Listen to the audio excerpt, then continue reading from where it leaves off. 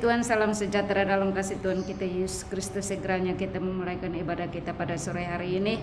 Mari kita bangkit bersama-sama, kita angkat pujian kasih dari sorga memenuhi tempat ini.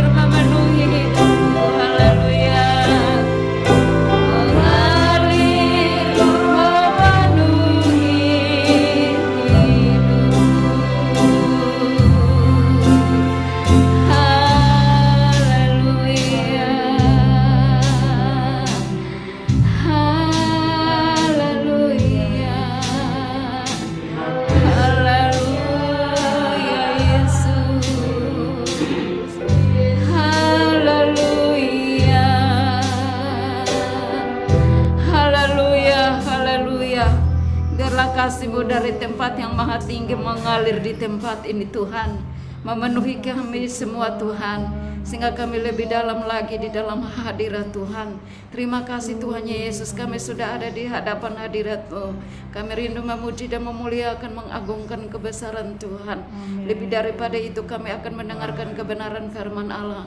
Mari Engkau hadir di dalam persekutuan kami, peribadatan kami pada sore hari ini Tuhan, sehingga setiap kami yang hadir pada sore hari ini diberkati oleh Tuhan.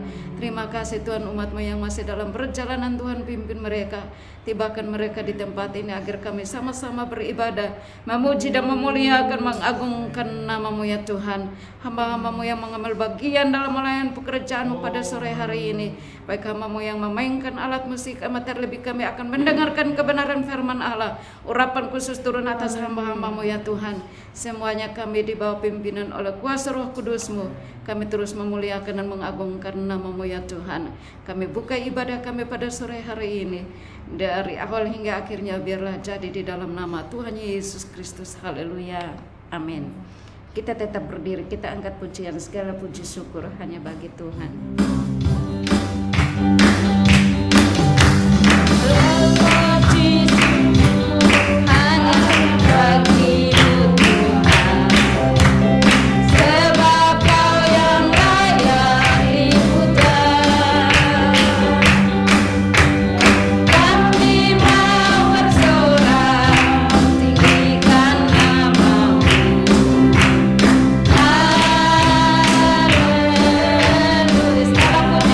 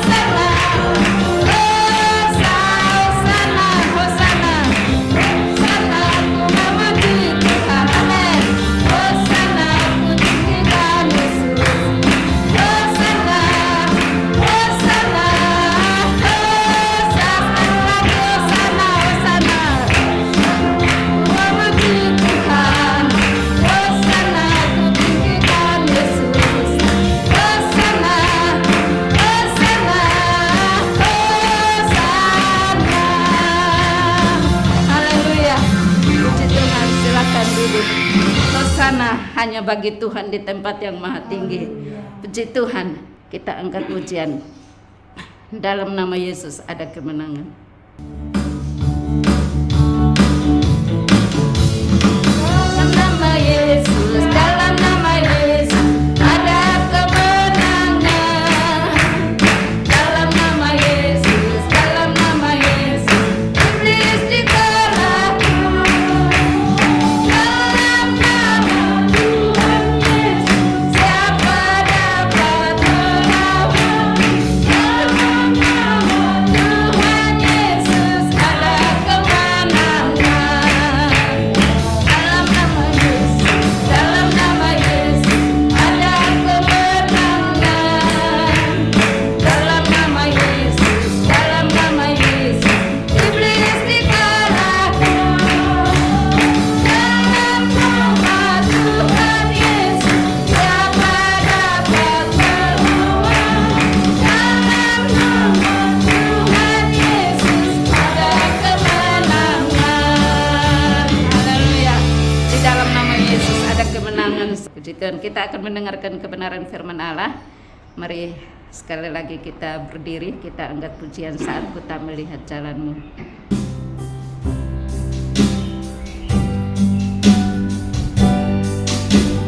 Saat ku tak melihat jalanmu, saat ku tak mengerti rencanamu, namun tetap ku pegang janjimu. Pengharapanku hanya saat ku tak melihat jalanmu. Saat ku tak melihat jalanmu, saat ku tak mengerti rencanamu, namun tetap ku pegang janjimu. Pengharapanku hanya padamu. Hatiku percaya, hatiku percaya,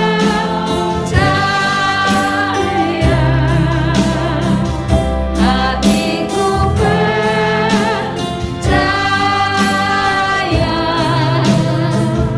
hatiku percaya,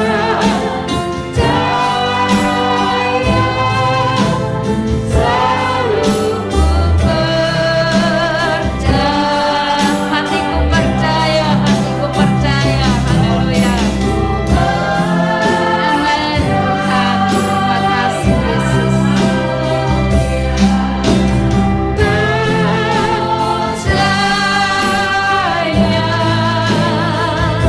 hatiku percaya, selalu ku percaya. Haleluya. Haleluya Yesus. Haleluya. Haleluya. Dengan kasih Kristus nanti Ibu Louis berdoa untuk mendengarkan firman Allah. Terima kasih banyak Bapak yang baik yang ada di dalam kerajaan. Haleluya. Sore hari ini sungguh hati kami percaya akan keajaiban Tuhan yang sangat-sangat luar biasa Amin. terjadi dalam kehidupan kami. Hingga kami berada di tempat ini, kami boleh beribadah kepadamu, satu anugerah yang Haleluya. senantiasa melimpahkan di dalam kehidupan kami. Kami sudah memuji Engkau Tuhan. Biarlah Haleluya. pujian seberapa yang kami naikkan kepadamu menjadi satu dupa yang harum di hadirat-Mu Tuhan. Haleluya. Berkati kami dengan pujian yang ada ya Tuhan, agar hati kami dari hari ke hari semakin diperbaharui di dalam Amin, Engkau. Yesus. Terima kasih Bapak yang baik, terima kasih. Kami serahkan hamba-Mu yang sudah membawa kami masuk ke dalam pujian. Tuhan Haleluya. akan pakai lebih hari lebih heran di dalam melayani setiap pekerjaan-Mu Tuhan. Bahkan hati kami sebentar akan ditaburi oleh kebenaran firman Amin Tuhan. Tuhan. Mari Tuhan, sore hari ini kami izinkan Engkau berbicara Tuhan. Haleluya. Pakai hamba-Mu dengan otoritas dari tempat yang maha tinggi Tuhan, untuk boleh menyalurkan kebenaran firman-Mu di dalam setiap kehidupan kami. Untuk apa yang harus kami lakukan sepanjang minggu ini Tuhan. Urapi hamba-Mu, pakai hamba-Mu Tuhan, agar hamba boleh berkata-kata seturut dengan kehendak-Mu.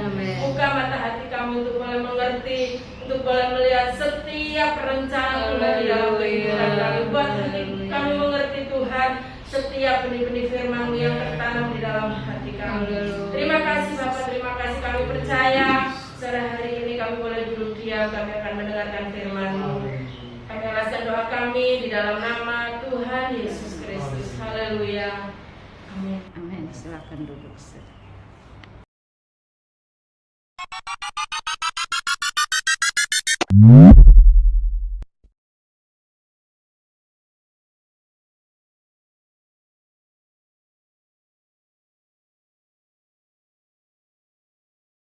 Haleluya, puji Tuhan. Tuhan Yesus baik, Dia luar biasa menolong memelihara kehidupan kita, dan kita diberkati sehingga saat ini kita bisa beribadah, memuliakan Tuhan, meninggikan, membesarkan namanya yang kudus. Mari Bapak Ibu Saudara, saya ajak kita semua untuk membuka Alkitab kita di dalam Matius pasalnya yang ke-26. Matius pasalnya yang ke-26 dalam ayatnya yang mulai ayat yang ke-38 di Taman Getsemani, mulai dari ayatnya yang ke-36. Demikian kebenaran firman Tuhan. Maka sampailah Yesus bersama-sama murid-muridnya ke suatu tempat yang bernama Getsemani. Lalu ia berkata kepada murid-muridnya, "Duduklah di sini, sementara aku pergi ke sana untuk berdoa." Dan ia membawa Petrus dan kedua anak Zebedeus sertanya. Maka mulailah ia merasa gentar, merasa sedih dan gentar. Lalu katanya kepada mereka, "Hatiku sangat sedih seperti mau mati rasanya. Tinggallah di sini dan berjaga-jagalah dengan aku." Maka ia maju sedikit lalu sujud dan berdoa. Katanya, "Ya Bapa, ya Bapakku, jikalau sekiranya mungkin, biarlah cawan ini lalu daripadaku. Tetapi janganlah seperti yang ku kehendaki, melainkan seperti yang Engkau kehendaki." Setelah itu ia kembali kepada murid-muridnya itu dan mendapati mereka sedang tidur. Dan ia berkata kepada Petrus, "Tidakkah kamu sanggup berjaga-jaga 1 jam dengan aku? Berjaga-jagalah dan berdoalah supaya kamu jangan jatuh ke dalam pencobaan. Roh memang penurut tetapi daging lemah." Lalu ia pergi untuk kedua kalinya dan berdoa, katanya, "Ya Bapakku, jikalau cawan ini tidak mungkin lalu, kecuali apabila aku meminumnya, jadilah kehendak-Mu."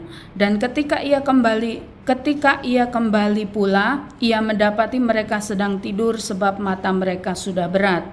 Ia membiarkan mereka di situ lalu pergi dan berdoa untuk ketiga kalinya dan mengucapkan doa yang itu juga. Sesudah itu ia datang kepada murid-muridnya dan berkata kepada mereka, "Tidurlah sekarang dan istirahatlah. Lihat, saatnya sudah tiba bahwa Anak Manusia diserahkan ke tangan orang-orang berdosa.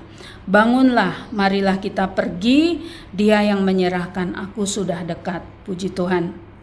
Ini adalah pengalaman Yesus, saudara, ketika dia berada di satu tempat favorit. Sebenarnya ini adalah tempat kesukaan bagi mereka, untuk rupanya mereka senang berada di Taman Getsemani tersebut untuk berdoa, ya. Kalau kita melihat bahwa tempat tersebut sebenarnya merupakan tempat untuk pembuatan minyak, ya, minyak zaitun begitu. Jadi terdapat banyak sekali pohon-pohon zaitun di taman tersebut, ya. Bapak Ibu Saudara yang dikasihi dalam Tuhan kita Yesus Kristus, tetapi di tempat yang dipakai oleh Yesus dan murid-muridnya untuk berdoa, di situ pun Yesus sebagai manusia, dia merasakan kesedihan yang luar biasa. Dia merasakan kesendirian. Dia merasakan akan datangnya pengkhianatan yang dilakukan oleh murid-muridnya. Dia merasakan penolakan yang besar terhadap orang-orang yang mau dibawanya untuk hidup di dalam kemurahan Tuhan. Ya, dia merasakan betapa beban yang harus ditanggungnya, yang harus dipikulnya untuk menebus orang berdosa, untuk menebus manusia itu sangat besar sekali beban tersebut.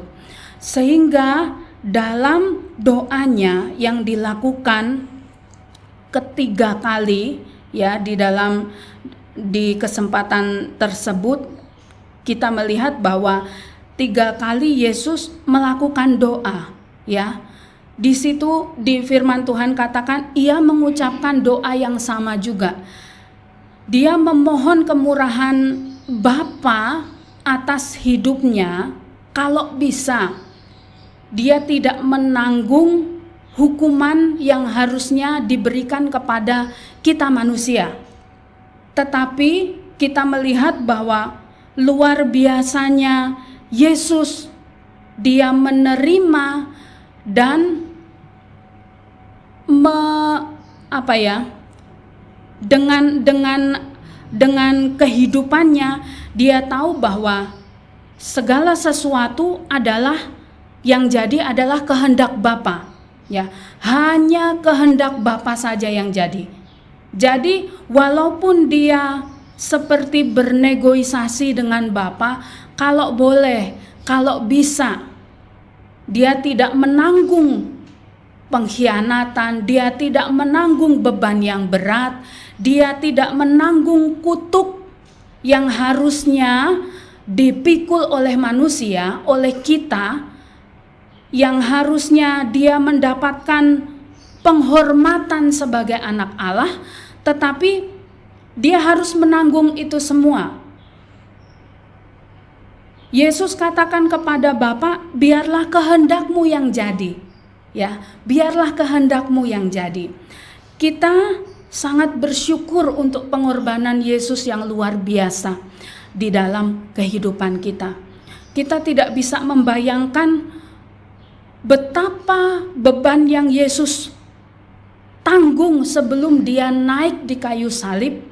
Sangat berat, Bapak Ibu Saudara, ya, sangat berat. Tadi saya katakan bahwa dia mengalami begitu banyak penolakan, ya.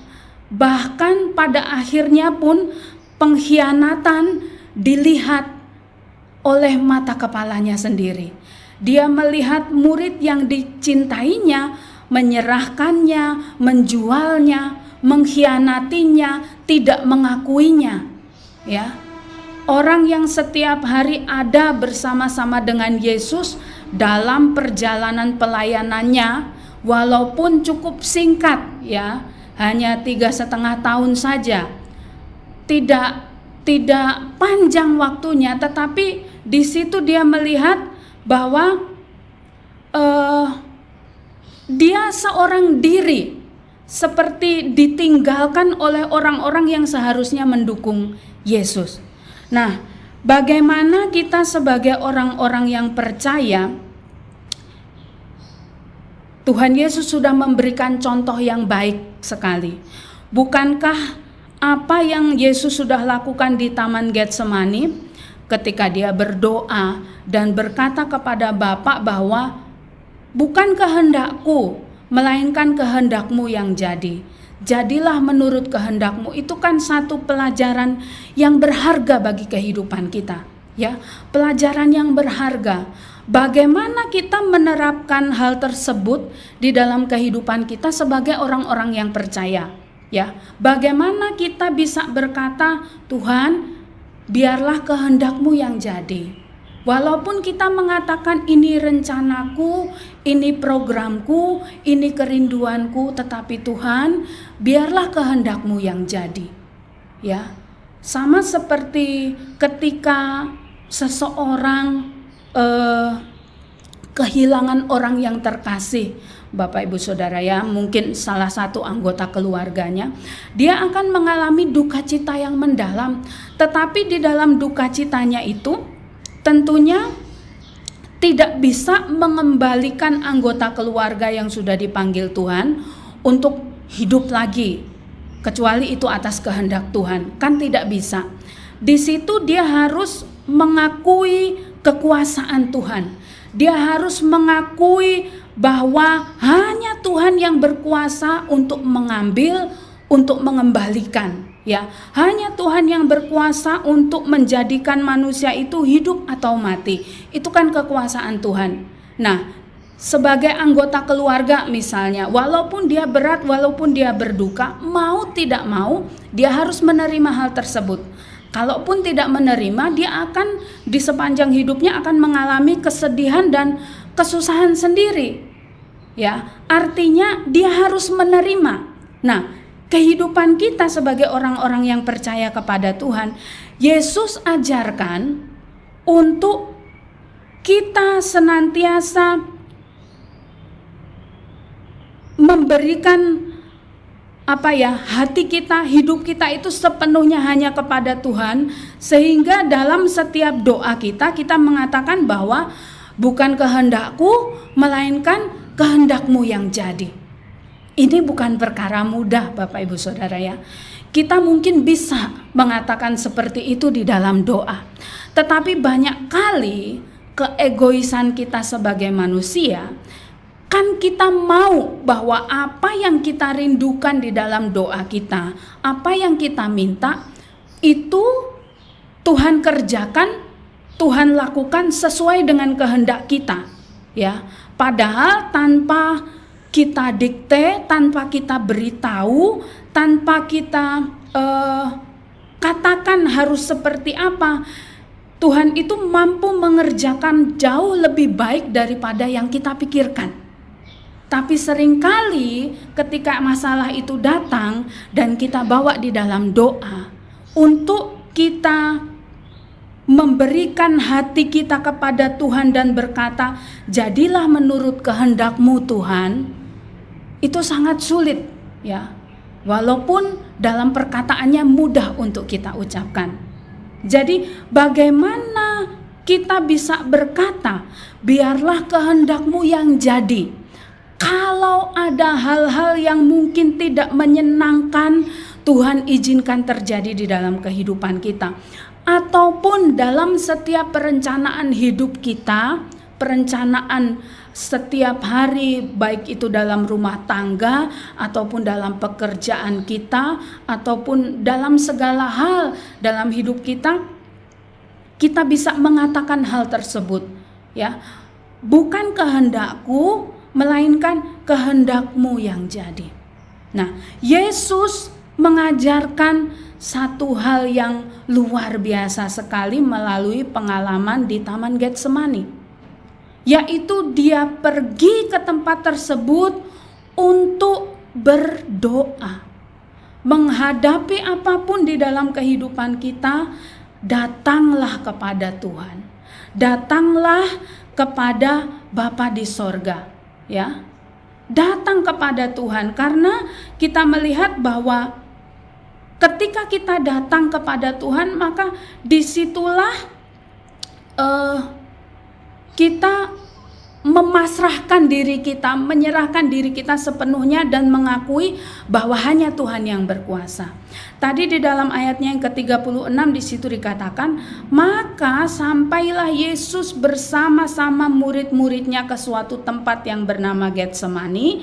Lalu ia berkata kepada murid-muridnya, duduklah di sini sementara aku pergi ke sana untuk berdoa. Jadi kuncinya menghadapi apapun di dalam kehidupan kita, kita harus berdoa. Datang kepada Tuhan dan berdoa. Ya, berdoa. Dengan berdoa kita merendahkan diri di hadapan Tuhan. Dengan berdoa kita mengakui bahwa Tuhan yang berkuasa di dalam kehidupan kita. Nah, di dalam doa yang Yesus naikkan kepada Bapa, kita bisa melihat bahwa ketika Yesus berdoa, dia menceritakan isi hatinya. Apakah hal tersebut dibuat-buat? Tidak. Kalau kita melihat di dalam ayatnya yang ke-38 di situ dikatakan, lalu katanya, kata Yesus, lalu katanya kepada mereka, hatiku sangat sedih seperti mau mati rasanya. Ya, hatiku sangat sedih.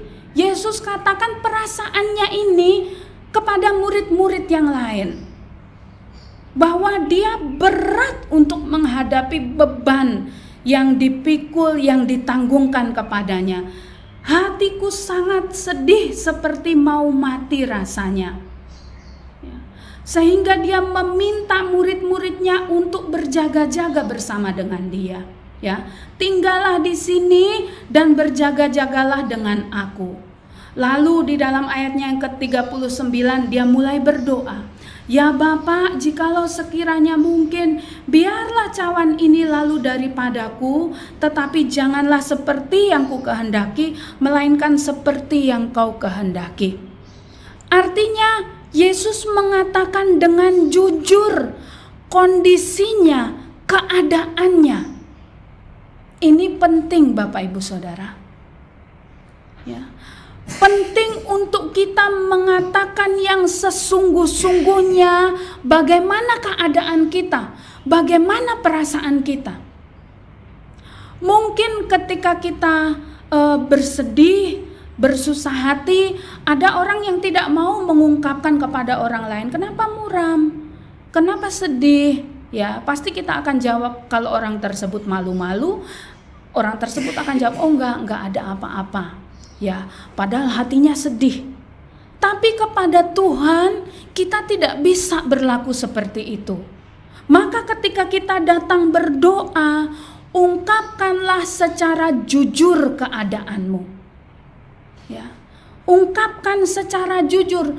Yang kita hadapi itu Tuhan yang tahu segalanya sampai kedalaman hati kita.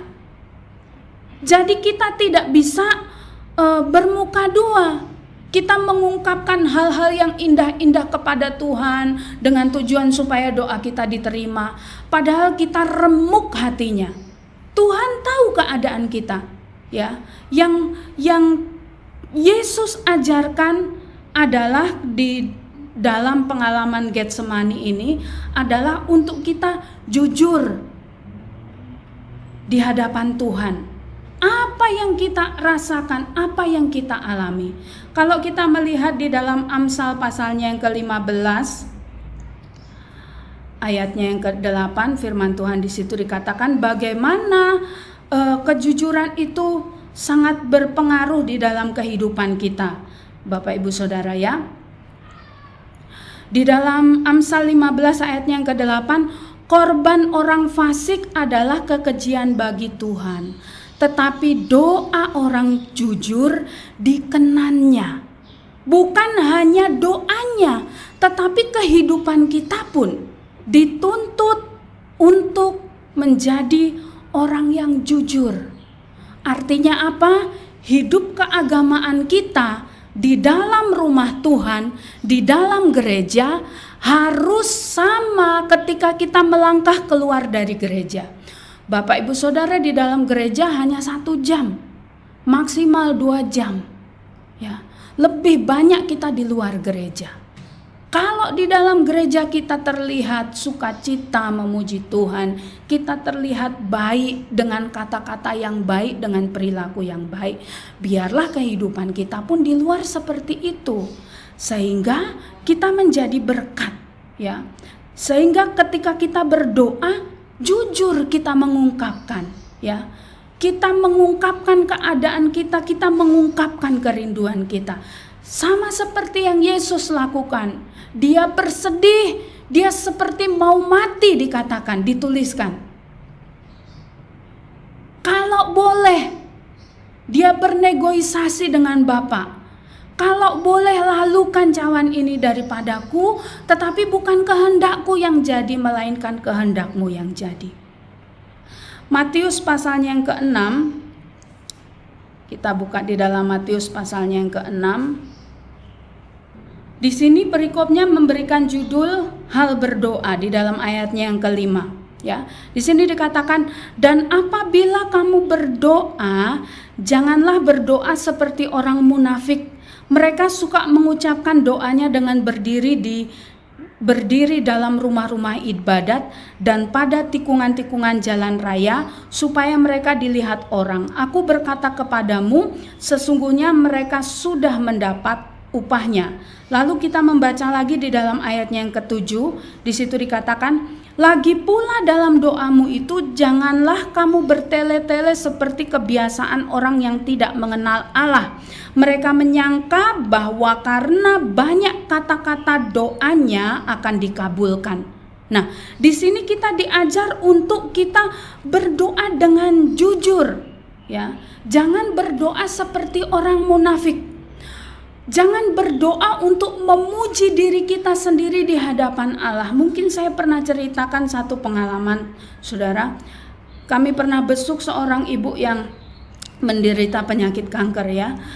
Ketika berdoa, layaknya saya sebagai seorang hamba Tuhan yang masih muda waktu itu, saya berdoa karena saya mengetahui dan melihat ibu tersebut banyak sekali membantu hamba-hamba Tuhan. Berdoalah saya dalam keadaan yang tidak tahu. Saya katakan, Tuhan lihat pengorbanan, Tuhan lihat apa yang sudah dilakukan untuk pekerjaan Tuhan. Biarlah Tuhan berkenan dan menyembuhkan ibu tersebut. Ini doa saya, saudara. Saudara tahu selesai saya berdoa, saya ditegur loh sama yang saya doakan. Saya gak pernah seperti itu. Saudara gak pernah tegur saya ketika saya doakan. Tapi ibu tersebut menegur saya, jangan lagi doakan saya seperti itu. Karena apa yang saya lakukan itu tidak ada apa-apanya dibandingkan dengan apa yang Tuhan sudah kerjakan bagi hidupku. Itu yang dia katakan, saudara. Padahal dia sedang sakit dan sekarat. Ya. Dia sedang sakit dan sekarat.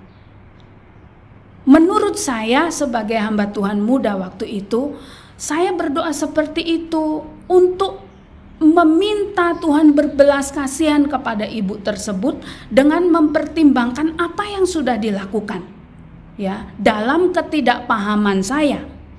Tapi ibu itu tahu bahwa apapun yang dia buat, apapun yang dia kerjakan untuk pekerjaan Tuhan tidak dapat membalas kebaikan dan pengorbanan Yesus di dalam kehidupannya. Makanya hal berdoa ini Tuhan ajarkan di dalam kehidupan kita. Jangan sampai kita berdoa seperti orang munafik.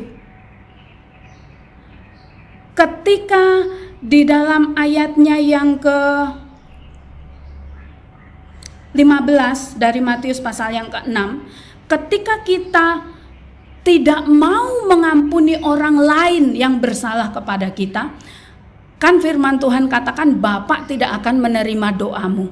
Tuhan tidak akan menerima doamu. Makanya dalam ayat tadi, ayat yang kelima yang kita baca, firman Tuhan katakan jangan sampai kita berdoa seperti orang munafik. Artinya di dalam doa pun, saudara, kalau saudara punya sandungan kepada orang lain, punya masalah, ampunilah, maafkanlah orang lain. Ataupun kita bersalah kepada orang lain, mohonlah pengampunan dan maaf daripadanya terlebih dahulu. Ini yang seringkali menjadi penghalang doa kita tidak dijawab oleh Tuhan. Sedangkan Tuhan ajarkan kepada kita jangan sampai kita berdoa seperti orang munafik.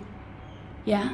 Kembali lagi kepada ayat utama tadi, Yesus dengan jujur mengatakan, ya, bahwa biarlah kehendakmu yang jadi, walaupun dia berat, walaupun dikatakan seperti mau mati rasanya kesedihan yang dialami. Tapi dia jujur, dia katakan hal tersebut kepada Tuhan. Bagaimana tidak? Saat itu Yesus mengetahui pengkhianatan yang akan dilakukan oleh muridnya. Saudara tahu kan? Yesus tahu salah satu muridnya akan menjualnya, yaitu Yudas. Tapi dia ambil hal tersebut, saudara, untuk kita orang-orang berdosa ini bisa hidup di dalam kebenaran. Kalau bukan karena Yesus mati di kayu salib, apa yang dapat kita perbuat? Tidak ada yang dapat menebus kehidupan kita. Hanya Yesus yang dapat menebus kehidupan kita. Jadi Yesus sudah ajarkan bahwa ketika kita berdoa, ketika kita mau seperti Yesus mengatakan, bukan kehendakku yang jadi melainkan kehendakmu yang jadi, berdoalah, datanglah kepada Tuhan dan hiduplah di dalam kejujuran. Ya. Haleluya. Kemudian hal yang kedua yang dilakukan oleh Yesus, dia merendahkan diri. Dia merendahkan diri. Kalau hal tersebut Bapak Ibu Saudara sudah tidak diragukan lagi. Siapa Yesus? Yesus adalah anak Allah. Tapi dia mau datang ke dunia dengan tujuan untuk menebus manusia. Ya, di dalam Filipi pasalnya yang kedua ayatnya yang ke-8 firman Tuhan katakan, Filipi pasalnya yang kedua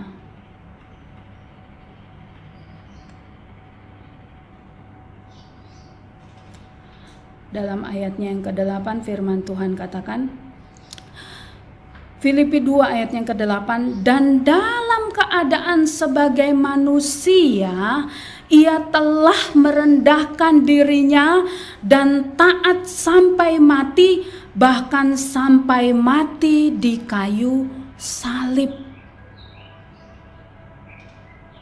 Yesus merendahkan dirinya.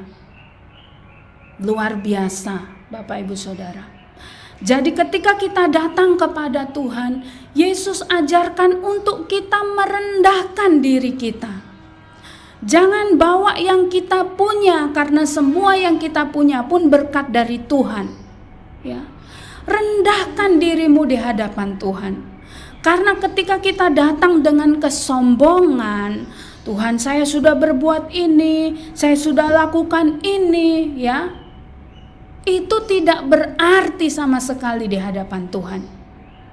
Tapi ketika kita merendahkan diri, disitulah Tuhan akan mengangkat kehidupan kita.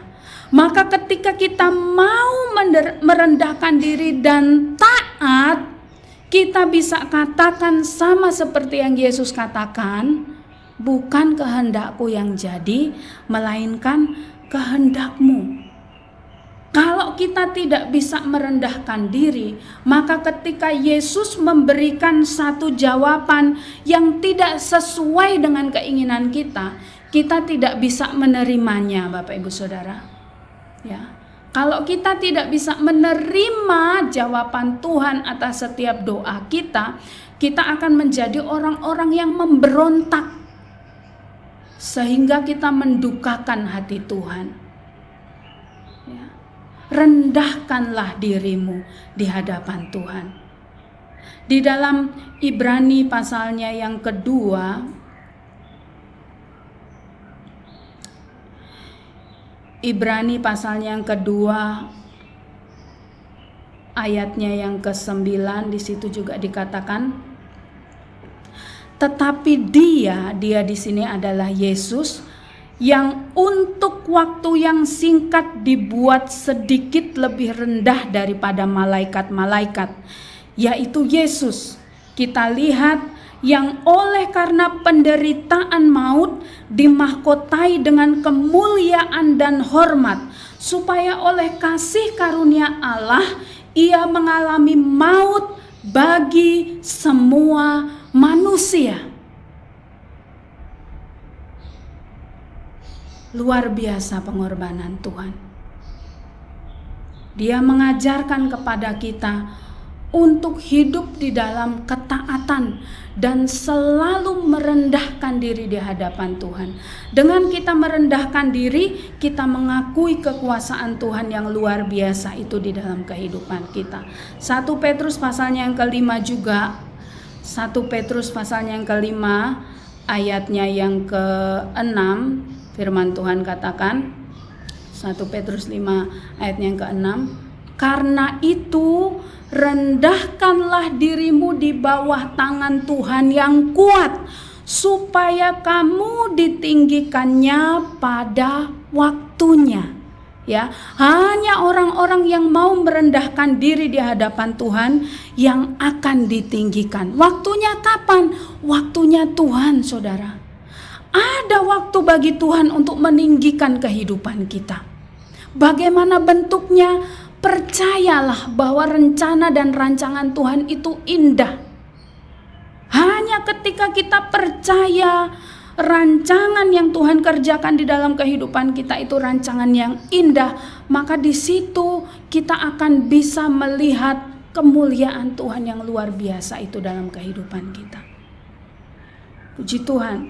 Lalu yang ketiga, berserah kepada Allah. Ini penting juga dalam kehidupan kita. Setelah kita hidup berdoa, ya, dalam perkataan kita, ketika kita memperkatakannya kepada Tuhan pun perkataan yang jujur, ya, sesungguh-sungguhnya sesuai dengan kehidupan kita. Lalu di situ juga kita belajar untuk merendahkan diri di hadapan Tuhan. Tuhan akan mengangkat kita pada waktunya. Lalu kita pun berserah kepada Tuhan. Kita bisa berserah. Berserah kepada Tuhan artinya ketika kita sudah berdoa dan kita mau mengatakan jadilah menurut kehendak-Mu, kita tidak bisa lagi mengatakan ya pokoknya harus seperti ini Tuhan, harus sesuai dengan mauku. Tidak. Seperti yang Yesus lakukan ketika dia sudah katakan, meskipun dia bernegosiasi dengan Bapa kalau bisa, tetapi pada akhirnya kan dia katakan jadilah menurut kehendak-Mu, dan kehendak Bapa yang jadi dalam kehidupan Yesus. Yesus mati di atas kayu salib untuk menebus kita manusia. Di dalam kejujuran, di dalam ketaatannya, di dalam dia merendahkan diri. Tapi pada akhirnya Yesus tidak dapat dikuasai oleh maut karena dia mengalahkan maut. Dia bangkit dari maut, ya, untuk memberikan hidup yang kekal kepada kita. Nah, kita pun dapat menerima hidup kekal kalau kita percaya kepada Tuhan. Hidup lama kita, dosa-dosa kita tinggalkan itu dan mengenakan pakaian yang baru, mengenakan hidup yang baru sesuai dengan kehendak Tuhan. Maka di situ pun kita akan mengalami hidup yang kekal. Hidup di dunia ini hanya sementara, Bapak Ibu Saudara, ya. Hanya sementara, tetapi di dalam kekekalan bagi setiap orang yang percaya kepada Tuhan, kita diberikan hidup yang kekal bersama dengan Yesus, tidak mengalami penghukuman. Kalau kita hidup sesuai dengan kehendak Tuhan, karena Tuhan pun sudah mengalahkan maut, ya, sudah mengalahkan maut. Dia mengerjakan hal tersebut pun untuk menyelamatkan kehidupan kita. Dia berserah kepada Bapaknya. Kita pun sebagai orang yang percaya kepada Tuhan, mari kita berserah sepenuhnya kepada Allah kita. Di dalam 1 Petrus pasalnya yang kelima, 1 Petrus pasalnya yang kelima di dalam ayatnya yang ke-7, di situ juga dikatakan serahkan, ya.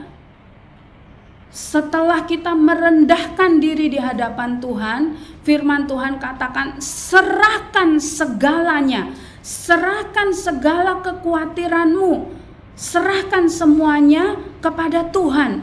Dia yang akan memelihara kamu. Serahkanlah segala kekhawatiranmu kepadanya, sebab Ia yang akan memelihara kamu. Jadi Tuhan ajar kita untuk menyerahkan hidup kita sepenuhnya ke dalam tangan Tuhan, karena Dia yang akan ambil alih kehidupan kita.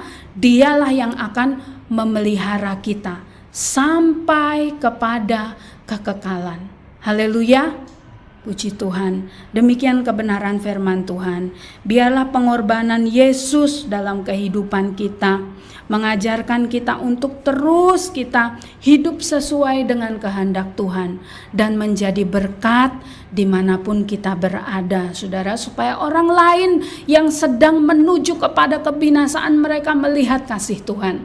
Saya yakin dan percaya Bapak Ibu Saudara dimanapun berada, saudara bisa hidup menjadi berkat, ya, mempermuliakan nama Tuhan, membawa orang-orang yang menuju kepada kematian itu pada hidup yang kekal ketika mereka percaya dan menerima Yesus.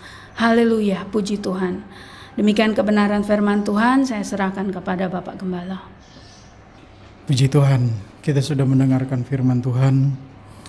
Kita percaya bahwa Tuhan yang sudah menolong kita, Tuhan yang sudah memelihara kita sampai hari ini adalah Tuhan yang setia, Tuhan yang tidak pernah meninggalkan kita. Mari saya jemput kita berdiri.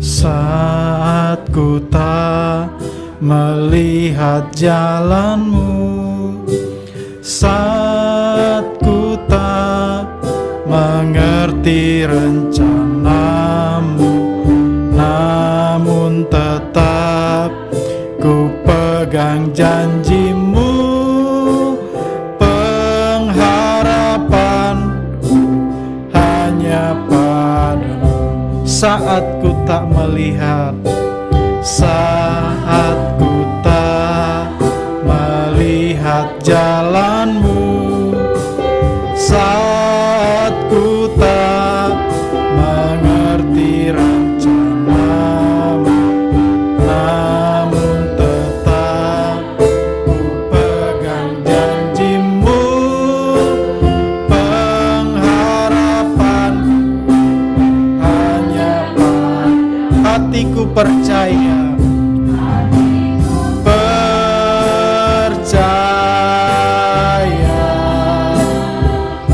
hatiku percaya,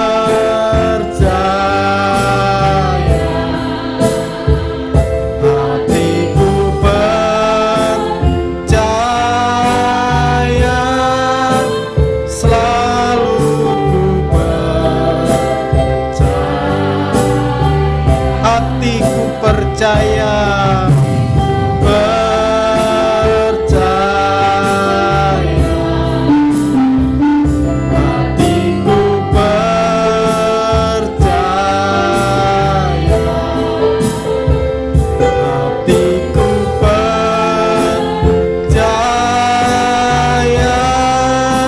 selalu ku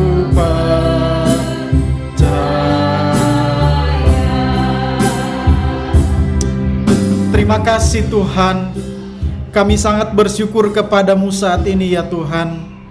Setelah kami mendengarkan kebenaran firman-Mu Tuhan, terima kasih Tuhan lewat firman-Mu yang sudah mengingatkan kami kembali ya Tuhan. Untuk kami hanya tetap berharap kepada Engkau ya Tuhan. Kami hanya bergantung kepadamu Tuhan, karena di sanalah kami mendapatkan pertolongan itu ya Tuhan.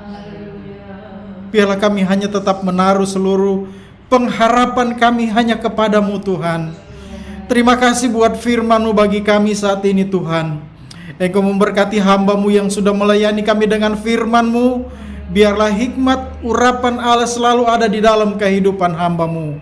Berkati kehidupan kami semua juga Tuhan, yang sudah mendengarkan kebenaran firman-Mu. Berkatilah kami semua ya Tuhan satu persatu. Berkati dengan berkat-berkat daripada-Mu ya Tuhan. Biarlah Tuhan selalu nyatakan pertolongan-Mu kepada kami. Terima kasih Bapa di dalam sorga. Hari-hari selanjutnya kami menyerahkan seluruh kehidupan kami ke dalam tangan-Mu. Tuhan menyertai, Tuhan memimpin kami Tuhan. Biarlah Tuhan selalu melindungi kami, menjauhkan dari segala hal-hal yang tidak berkenan ya Tuhan. Menjadikan kami tetap anak Tuhan yang setia kepadamu. Berkati setiap pekerjaan usaha dari jemaat-Mu ya Tuhan. Biarlah Tuhan buka jalan selalu, Tuhan bela campur tangan. Tuhan berkati setiap rumah tangga, keluarga mereka. Tuhan pelihara, Tuhan lindungi selalu ya Tuhan. Terpujilah namamu Bapa di dalam sorga. Terima kasih Tuhan. Terpujilah namamu Bapa di dalam sorga. Terima kasih Tuhan. Jemaat Tuhan, terimalah berkat daripada Allah Bapa, cinta dan kasih sayang daripada Tuhan Yesus Kristus, pimpinan penghentaran persekutuan dari Allah Roh Kudus akan menyertai kita mulai saat ini, besok sampai seterusnya, sampai Tuhan Yesus datang kembali. Kita terima berkat ini dalam nama Tuhan Yesus Kristus.